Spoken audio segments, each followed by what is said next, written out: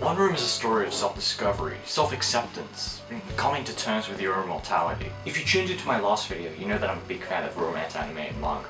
And what truly made me love this genre was One Room.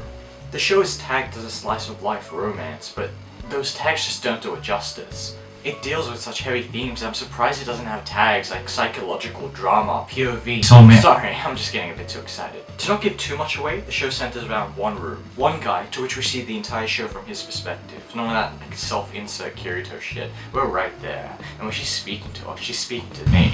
You're disgusting, Daniel. You make me sick. Now this description should give you a pretty good idea of the show at hand. It's not your standard rom-com between step-siblings that has a horrible ending. It's truly something special, something that I feel will become a classic in the modern era. Similar to the likes of Cowboy Bebop and Death Note. And I think, no, I know that this will become something that will finally be able to bridge the gap between Western and Eastern audiences. The entire show screams quality, from the character designs, which are so unique, and scream boldness, especially in the wave of generic characters that we see in every other anime. Then there's the cinematography. Take something as simple as the interaction between you and the main girl. The camera is always positioned to make it as if she's talking to us, making us feel immersed in the story. The show doesn't limit itself to these perspectives, it also does close-ups to the girl. But it's intentional to show how close we've gotten to the heroine of the story. Everything in the show is intentional, intricately placed in a position to make the ultimate story of bittersweet youth. So how does this show break cultural boundaries? Well, the show does something honestly groundbreaking. It doesn't focus on just one girl. And don't worry, this isn't some infidelity story. This is something different, something beautiful.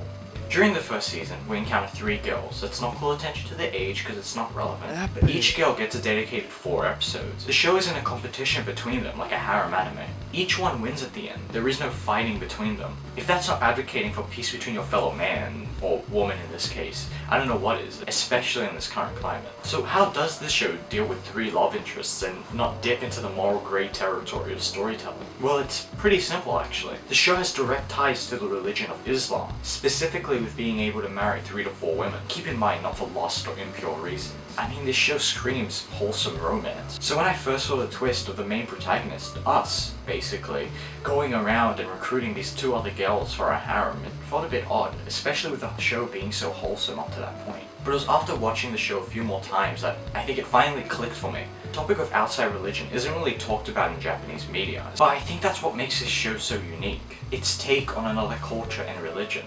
One that I can't even remember spoken about or even mentioned in anime. That's why I said earlier that this show is going to be pushing the genre forward for other animes in the future, acting as a stepping stone for other shows to take these concepts of religion and culture and adapt them into their own way. The entire first season's on YouTube and each episode's 5 minutes, so it's only going to take you an hour to finish. So I commend all of you to go check out One Room.